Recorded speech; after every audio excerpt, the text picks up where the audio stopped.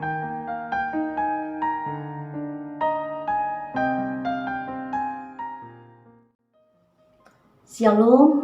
selamat malam Bapak Ibu Saudara yang dikasihi dalam Tuhan Yesus Kristus, jemaat Tuhan dimanapun berada. Pada kesempatan ini kembali kita akan bersama untuk mendengarkan firman Tuhan. Dan sebelum kita mendengarkan firman Tuhan, kita akan berdoa supaya Roh Kudus memimpin kita sehingga firman Tuhan ini akan tinggal tetap dalam kehidupan kita. Saya mengajak kita untuk bersatu dalam doa. Mari kita berdoa.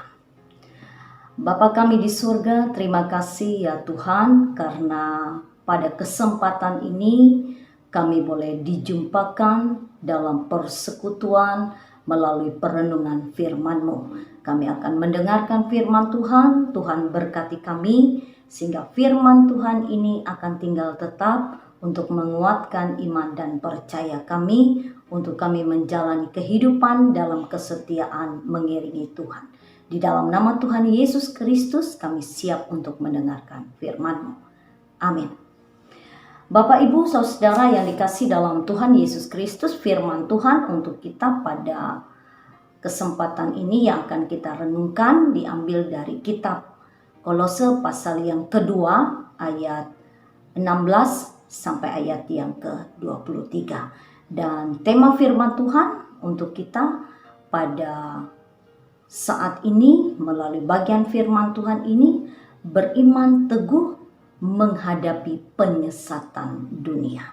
Saudaraku yang dikasihi dalam Tuhan Yesus Kristus, jika kita melihat pada konteks dari pembacaan kita pada saat ini, pada waktu itu berkembang ajaran di kalangan jemaat Kolose, yaitu perpaduan antara kepercayaan Gnostik dan juga tradisi Yudaisme.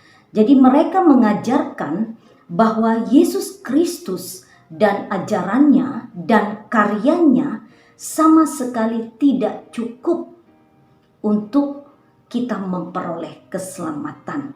Mereka meyakini bahwa semua pengetahuan khusus di luar Injil dibutuhkan demi keselamatan dan dipadukan dengan peraturan atau ketetapan dalam tradisi Yudaisme itu menjadi jalan untuk mencapai keselamatan. Sebab itu Bapak Ibu Saudara, mereka ingin menerapkan kembali peraturan dan ketetapan yang berlaku dalam praktek tradisi Yudaisme. Seperti yang disampaikan dalam nas ini, gambaran seperti apa yang boleh dimakan dan diminum dan mengenai hari-hari yang harus mereka rayakan. Saudaraku, melihat keadaan ini, Paulus mengingatkan jemaat Tuhan yang ada di Kolose pada waktu itu. Paulus mengingatkan dengan tegas dan keras supaya orang-orang Kristen yang ada di Kolose tidak terpengaruh dan tidak terbawa arus oleh berbagai ajaran-ajaran yang sedang berkembang pada saat itu. Kenapa? Karena ajaran-ajaran tersebut terselip penyimpangan terhadap iman Kristen. Dan Paulus menegaskan bahwa hukum-hukum itu sudah digenapi di dalam Kristus Yesus. Dapat kita lihat pada ayat yang ke-20. Kristus sudah menang atas maut. Iblis sudah dikalahkan. Dan di dalam Dia kita telah mengambil bagian dalam kemenangan Kristus. Jadi Paulus ingin mengatakan kepada kita, jangan sampai kemenangan yang kita telah peroleh melalui karya keselamatan yang sudah Tuhan kerjakan dalam kehidupan umat manusia, jangan sampai kemenangan itu digagalkan atau ditaklukkan oleh rupa-rupa peraturan yang dipraktekkan kembali.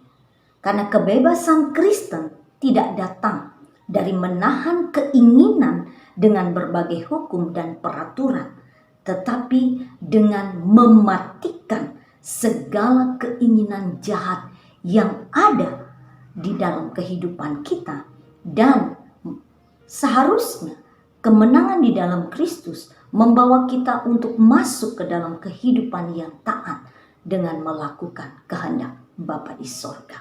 Saudaraku yang dikasih dalam Tuhan, karena itu melalui firman Tuhan ini apa yang menjadi relevansi bagi kehidupan kita pada masa kini. Yang pertama, saudaraku, dunia, tempat di mana kita tinggal saat ini memang menawarkan banyak hal yang menuntut kita untuk selalu mampu memilah-milah mana yang baik dan mana yang jahat.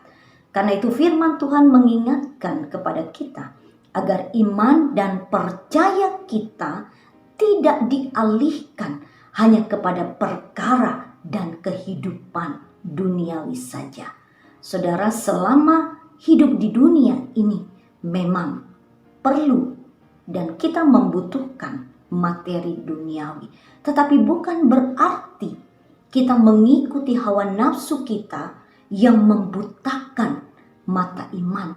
Lalu kita mengabaikan apa yang menjadi kewajiban iman kita kepada Kristus. Jadi kita harus mengingat apa yang harus kita lakukan, apa yang menjadi bagian yang kita lakukan, yaitu melakukan kehendak Bapa di sorga. Yang kedua, Bapak Ibu Saudara, selama kita ada dalam dunia ini, maka tantangan iman itu pasti masih akan ada. Realita penyesatan pasti akan terjadi, di mana siapapun bisa menjadi penyesat dan menjadi orang yang disesatkan. Saudaraku, karena itu kita harus senantiasa berdiri teguh untuk memusatkan perhatian dan iman kita kepada Kristus Yesus.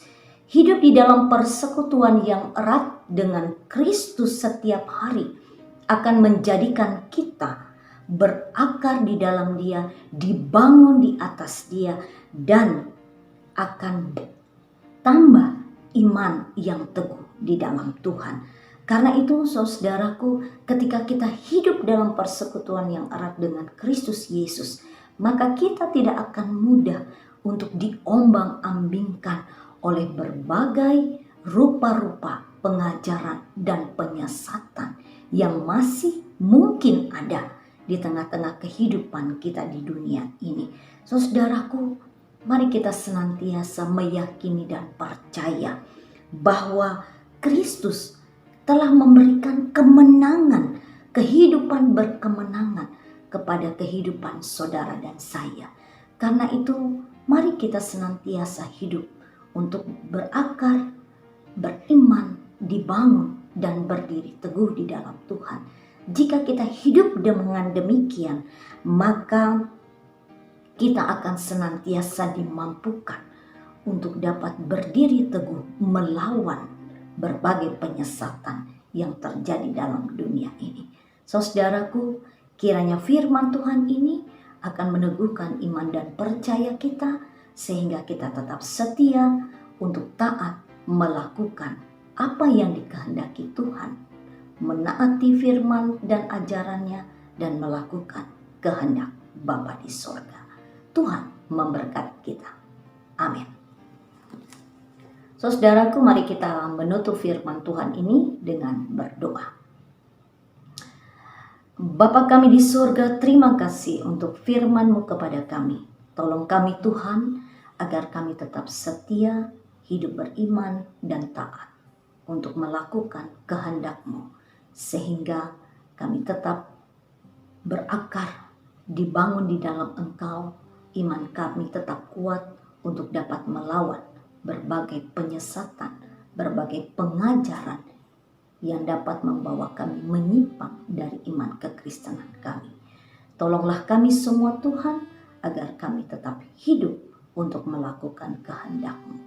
Tolonglah kami Tuhan, agar kami kuat menghadapi berbagai tantangan, penderitaan, pencobaan yang kami alami dalam kehidupan kami masing-masing. Terpujilah nama-Mu Tuhan kami Yesus Kristus. Kami mengucap syukur, berdoa, dan bersyukur untuk firman Tuhan yang menguatkan kehidupan iman kami. Amin. Selamat malam, Tuhan memberkati kita semua.